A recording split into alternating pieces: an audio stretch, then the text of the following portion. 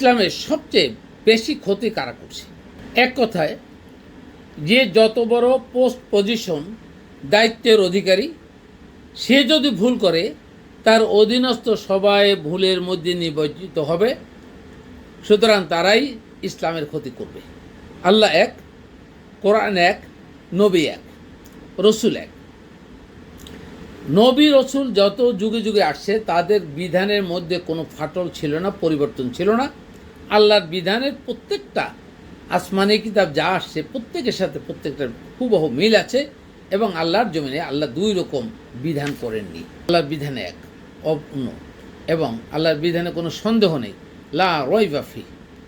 তাহলে আল্লাহর বিধানের সাথে যারা যেভাবে বড় বড় পোস্ট পজিশন দখল করে যারা ইসলামের ধারক বাহক ছিল, তারাই কিন্তু প্রতিনিয়তভাবে নিজেদের খ্যাতিকে অর্জন করার জন্য বা নিজেদের খ্যাতিকে সম্প্রসার করার জন্য তারা কোরআন বিরোধী এক এক সময় এক একটা তথ্য আবিষ্কার করে তারাই কিন্তু ইসলামের সবচেয়ে বেশি ক্ষতি করছে।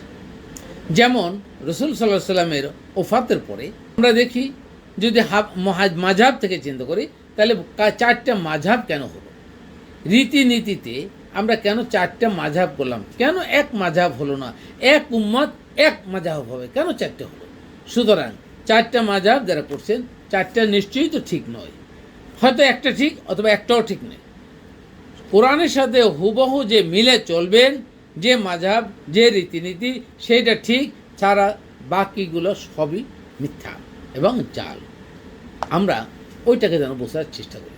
ঠিক তেমনি accordingly we can think about the হাদিস। হাদিসের রাবিগণ আমাদেরকে বিভিন্ন তথ্য বুঝিয়েছেন, কোরআন বিরোধী সাংঘর্ষিক তথ্য বুঝিয়েছেন। সুতরাং তারাও যারা কোরআন বিরোধী তথ্য বুঝেছেন, তারা কোরআনের সাথে ফাটল ধরেছেন এবং মূল ইসলামকে ছিন্ন ছিন্ন করে কেটে টুকরো টুকরো করে ফেলা হচ্ছে। এবং অদ্যাবধি যে সমস্ত আলেমরা বক্তব্য দিচ্ছেন, মসজিদে আপনার খতিব এর কাজ করছেন, তারাও ক্ষতি করছেন। আর তাদের মধ্যেই যখন অমিল, এক একজনের সাথে একজন মিল নেই, তাহলে তারা কেউই কিন্তু কোরআন অনুসরণ করছেন না, অথবা একজন করছেন, কিন্তু একজন করলে বাকি 99 জন করছেন না 100 জনের মধ্যে। ঠিক তেমনি তাহলে ওই 99 জনকেও কোরআনের দিকে আসতে হবে। আর যদি যে বলছি 101 সেও ঠিক না হতে পারে, তাকেও কোরআনের দৃষ্টিকোণ থেকে আসতে হবে, নতুবা কারো ঈমানও থাকবে না, কারো কিন্তু জান্নাতের কোনো আশা করা যায় না।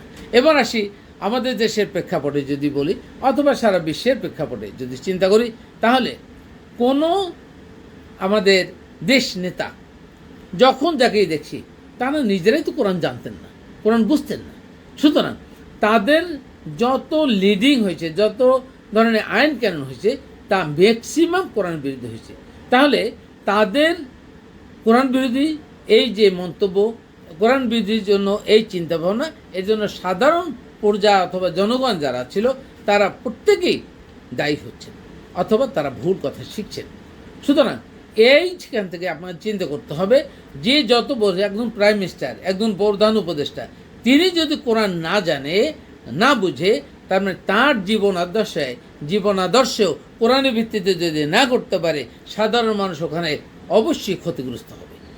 আর এই ক্ষতিগ্রস্তের জন্য তিনি যেমন তার নিজের দায় রাখবেন, অর্থাৎ নিজে যেমন দায়ী হবেন, ঠিক তেমনি সাধারণ মানুষ যারা ক্ষতিগ্রস্ত, তারও দায় দায়িত্ব কিন্তু তার উপর চাপিয়ে পড়ছে। সুতরাং যে যত বড় নেতা হন না কেন, প্রত্যেকেই চেষ্টা করবেন কোরআনের ভিতরে চলে আসুন, কোরআন জানা বোঝার চেষ্টা করবেন। কোনো বয়স নয়, যে কোনো বয়সে কোরআন শেখা যায়, জানা যায়।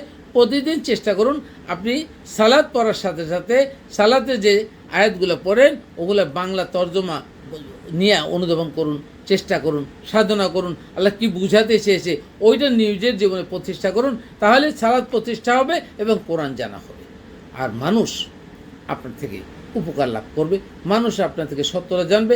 আর এই জীবনের পাশাপাশি আমাদের পরবর্তী বংশধর, আমাদের পরবর্তী নেতা, অথবা আপনি যদি আজকে প্রধান উপদেষ্টা হিসাবে, প্রধানমন্ত্রী হিসাবে, উপদেষ্টা মণ্ডলী যাদের আছেন, যে যেখানে আছেন, আপনি যদি আজকে কোরআনের দলিলের ভিত্তিতে সত্য পথে চলেন, তাহলে আপনার এই দেখিয়ে যাওয়া সত্য অনুসরণ করবে পরবর্তীরা। সুতরাং আপনি পরবর্তীদের জন্য একটা উদাহরণ সৃষ্টি করবেন। প্রত্যেকেরই বলবো, আপনি একেবারে কোরআনের দলিলের ভিত্তিতে চলার চেষ্টা করবেন। কোরআন ভিন্ন কোনো মৌলবী, কোনো হুজুর, কোনো মাশায়েখ, পীর সাহেব কারো কথা শোনার দরকার নেই। যে শুনবে তাকে বয়কট করা উচিত বলে আমি মনে করি। আপনাদের চিন্তা গবেষণার জন্য এই কথাগুলো রেখে দিলাম। আল্লাহ হাফেজ।